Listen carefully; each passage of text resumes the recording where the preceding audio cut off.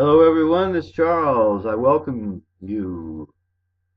This video is the speech I gave at the Thursday morning Toastmasters Club in February 2012 in Missoula, Montana. With the current U.S.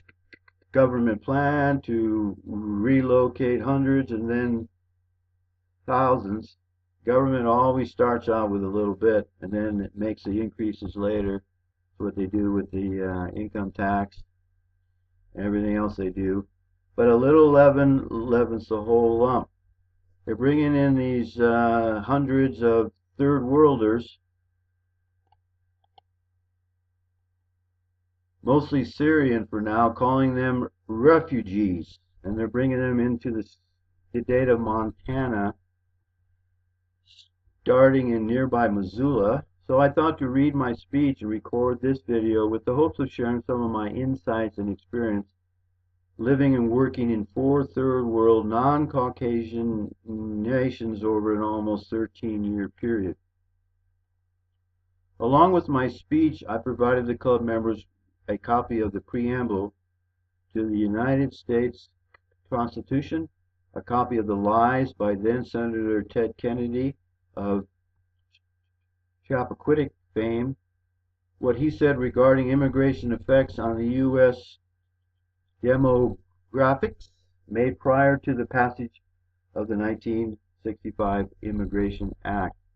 And that copy is right here. I suggest you pause the video and have a look at this. I got a few moments here. Here's what I want you to see here. The founding fathers set up this Constitution in our country for themselves and our posterity.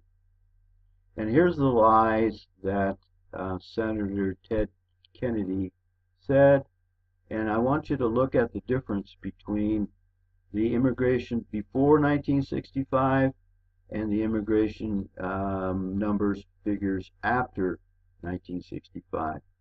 Before 1960, it was Italy, Germany, Canada, Britain, Poland, USSR. Then it completely switched. Mexico now is on top in 2000, and I think this is 2008. Mexico's on top with China number 2. The complete mix went from Europeans, Western Europeans, Caucasians, to mestizos, Asians, Filipino, etc. Complete change in the mix of our country. There were probably 20 to 22 club members present that day. I was a relatively new member, and the speech I was about to give was my second speech in front of the club. The majority of the club members at this particular club were female. Missoula is known as the Berkeley of Montana. This is probably why the refugee invasion is set to start in Missoula. So here's my speech. I come before you this morning with the experience of having lived outside these United States for almost 13 years. I've lived in 4 different countries and traveled in over 25 others. For several months, I was the manager of the largest hotel on Corn Island, Nicaragua, on the Caribbean Sea. While there, I worked with the mestizo Caribbean blacks and dealt every day with the native Nicaraguans and travelers from all over the world. I lived 6 years in Thailand working with the most educated Thai people. I lived and worked in Qatar for several months at the Qatar Petroleum Company, interacting with Muslims, Christians, Aryans, and a host of others from Iran, South Africa, Iraq, and many parts of the world. I lived 5 years in South Korea, and again working with the most educated Koreans. I did not just vacation in these countries, enjoying the best these nations had to offer. I lived and experienced day-to-day life, living and working in a foreign culture among non-Caucasians who do not think, act, or believe as I do. In my nearly 13 years living abroad, I learned, contrary to what I've been led to believe, non-Caucasians are not like me. People often ask me, why do you, why did you come back to the States, and why did you choose to live in Montana? I chose to come back to the United States, and to Montana in particular, because I grew weary of living with Asians. I wanted to be around Caucasians, not Asians, not Nicaraguans, not Arabs, not Muslims, not Thai people, not Koreans, not Buddhists. I have nothing against these people. I'm going to repeat that. I have nothing against these people. I simply want to be around my own people. Do you know what? Wanting to live and be around your own people, your own kind, I learned is normal. Is normal. While living abroad, I noticed something. People tend to congregate with their own kind. Caucasians would associate with fellow Caucasians, and Asians with fellow Asians, kind after kind. Again, people wanting to be around their own kind, I came to realize, is normal. Never once did I hear the Koreans say, gee, we just don't have enough non-Koreans here, not enough Filipinos, not enough Indonesians, not enough Japanese. We need to allow more non-Koreans in. After all, diversity is our strength. I never once heard that. Which brings us to the question, whose nation is, or whose nation are these United States anyway? The answer, I believe, is found in the preamble to the United States Constitution. And it's right down here. They established, the founding fathers established this nation for themselves and their posterity. Posterity means from one progeny, from one common ancestry. Our Northern European West ancestors were willing to lay down their lives to give us what we made into what became the greatest nation in man's history. Sadly, we are losing it without a whimper. We can see from the Ted Kennedy quote there was a concern that the ethnic mix of our nation would change if the 1965 Immigration Act were passed. Despite what Trader Ted had to say, since 1965, our cities have been flooded with millions of non-Caucasian immigrants annually. Since 1965, the level of immigration has changed substantially. Since 1965, the ethnic mix of our nation has been upset. Since 1965, America has been inundated with immigrants from the most populated and deprived nations of Africa, Asia, and Central America. You can see these facts for yourself on the sheet I provided. At current immigration levels, our children and our grandchildren will be minorities in our own nation by 2050. Some of you no doubt are thinking, oh, it's racist to think like you do. I understand that thinking.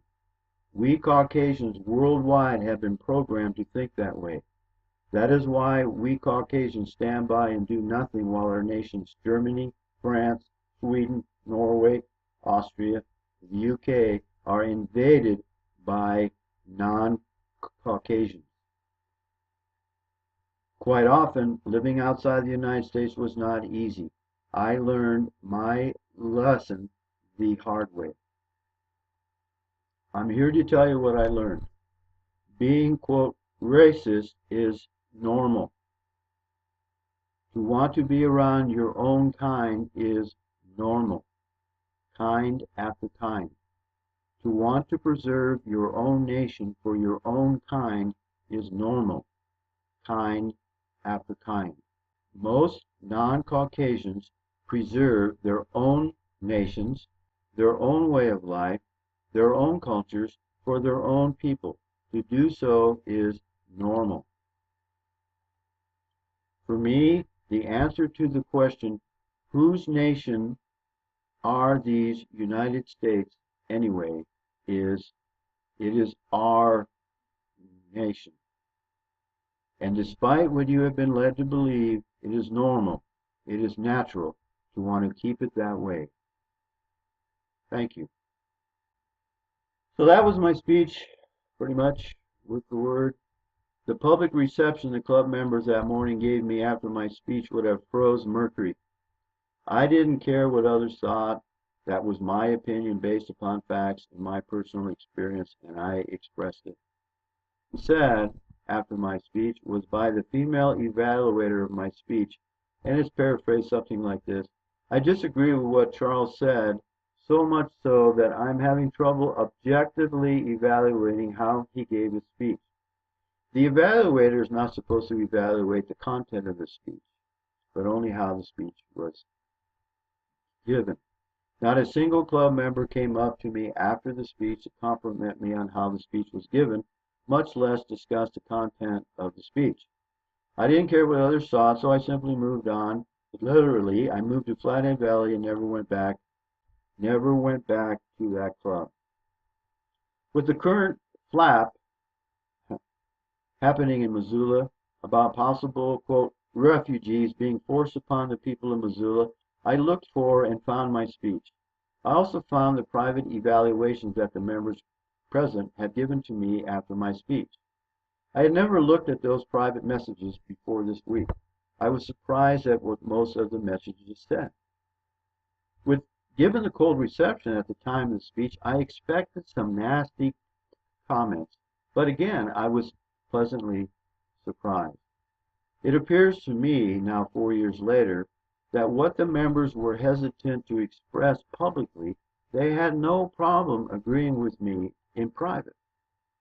Consequently, instead of being negative about the success of those who want to push third world refugees upon Missoulians and eventually the rest of Montana, I'm optimistic that the people of Missoula and the rest of Montana will provide enough pushback, so much so that they will still need to travel to the Middle East to taste real hummus. I'm confident that the Missoulians will resist the influx of Middle Eastern invaders, and we will not see images like this being shared in social media about Montana. I'm hopeful we won't be seeing signs like this one growing up at the Missoula airport or at the University of Montana. I'm hopeful that we won't be seeing the kinds of headlines here in Montana that we see in Europe. Europe, white men forming street patrols and defense classes to protect white women and the elderly. Iraqi refugee rapes 10-year-old Austrian boy, claims it was a, quote, sexual emergency. 16-year-old German girl talks about Muslim immigration and the destruction of her own country. I suggest I'm going to put the link to this video below. I'll put a link to all of these below this video so you can check it out.